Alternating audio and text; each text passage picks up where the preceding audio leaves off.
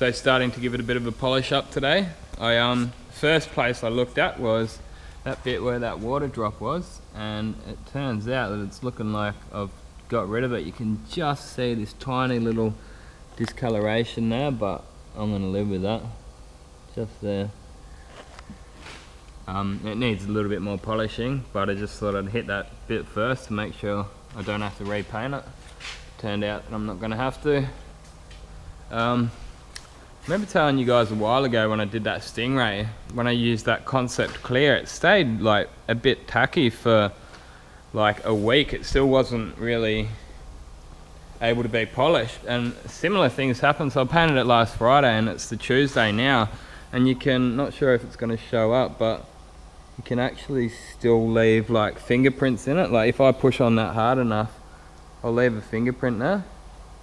So it's probably okay to start sanding, but from what I found out last time, it just took forever and ever and it just would not buff up. So being that I painted these a couple of days earlier, I might start on the bonnet and boot lid and get these polished up, but even these are still just that little bit tacky. Yeah, from memory last time I was at the point where I was about to repaint that Stingray because I was just like, this shit is not going to dry. And then the day after I came in, checked it, and it had just started going off like properly. So it's not like I'm in a great deal of a hurry with this one anyway, so if I can do some work on one of these other cars for a couple of days need be. And yeah, I got a little bit of a run here, nothing major. I must have just doubled up when I painted the bonnet. I probably doubled up here a little bit too much and then came around the front, but not a major run or anything. I'll be able to just block that out with some 600 grit and then go over the top of that 600 with some 1500, then 3000. So that's the cut stage done. I've gone over it with the Juice Super C and a orange buff pad. You can see I've got here, it's on the rotary buff, and this is the cutters I was using, cutting compound. It's coming along quite nice. One thing I'm pretty impressed with on this job is that we haven't really got any shrink back. When I did the Mini that's just sitting over there, you can see here I've got some pretty bad shrink back coming through from the acrylic paint underneath.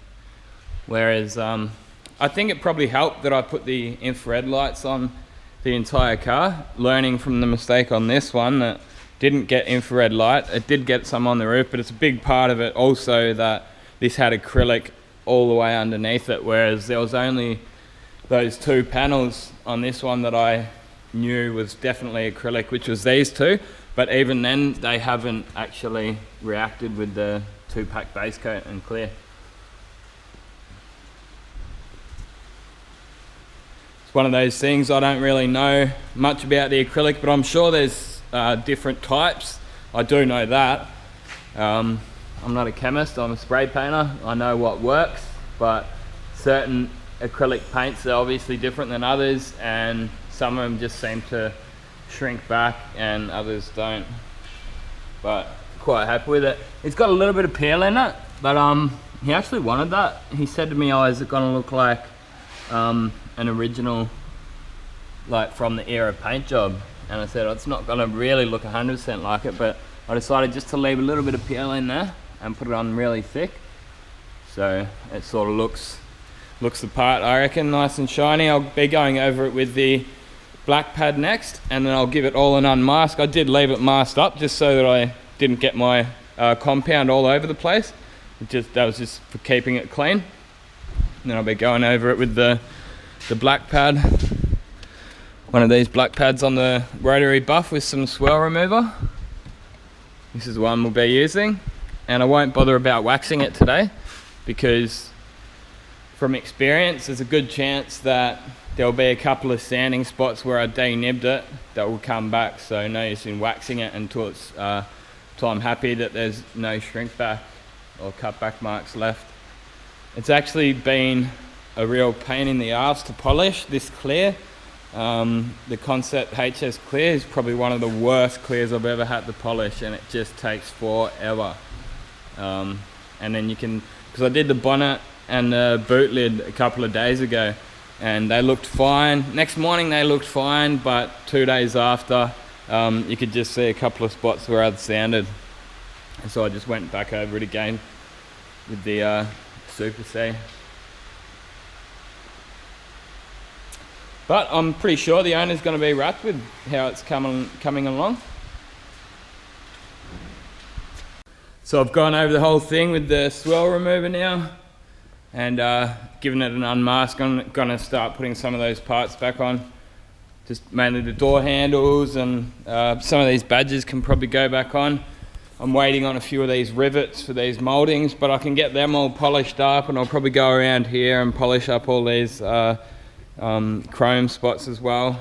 And here we are having a bit of a working bee. The owner decided that he wanted to come in and give me a hand putting some of the parts on. I think he just wanted to be part of the project as much as anything, which I definitely won't be complaining about, because refitting parts is definitely not my favourite job in this industry. Taking parts off is the easy part, but putting them back on, that's when you've got to remember where every single part went. So to help myself later on, all I usually do when I strip a car out is get some of those Ziploc sandwich bags and label all the parts and where they came from. It probably took me about 2 hours to strip all the parts off this car. However, it probably took a day and a half, nearly 2 days to get all the parts back on. That's not uncommon though. And when we were putting all the parts back on, he had some new parts that he'd bought sort of aftermarket new.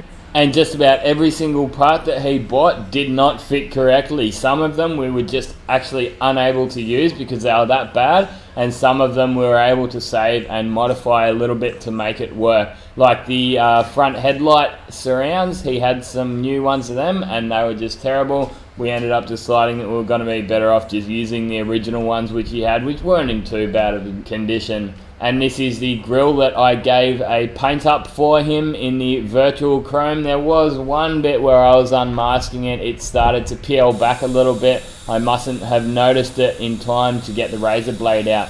I decided to include a little bit of the footage of painting this grille. I actually just did it for him. He had a quote from a company that does reconditioning on these kinds of things, and they quoted him $1,500, but that would be to make it look like brand new. I said, stuff that mate, I'll just do this for you and I'll make a video on how to use the virtual chrome.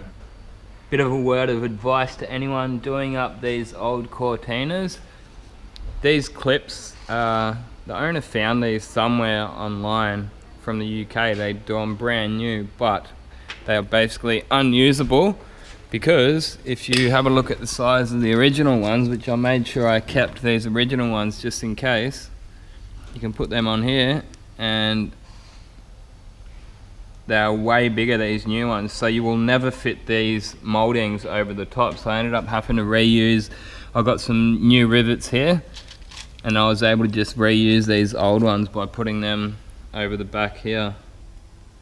So it's just something for you guys to keep in mind if you are doing up one of these Mark 1 Ford GT Cortinas with the side molds on, just to keep those little clips. And when you are putting the rivets back in, be careful, you don't want to go and scratch it like I did, which is why the car is back in the booth again. I was able to just do a small section, the top of one of the doors, so I repainted that and it wasn't a big deal, and I ended up putting it all back together. This is going to be the last video on this Mark 1 GT Cortina. Hope you guys have enjoyed watching the series. It's taken me over a week to make this. I've been spending just about full time. I'm having a bit of time off in Thailand at the moment actually, and I've spent a lot of time and effort making these videos up. So show your appreciation by giving it a thumbs up. Also be sure to go and check out my website. I've been flat out putting all of my videos over there. So for instance, this project here has had 8 videos. You would be able to go to the page that has these videos on it, and then you would just be able to watch them start to finish if you wanted. There's also links to all my social media in the description of this video, so check us out on Facebook and Instagram and all the other stuff if you wish.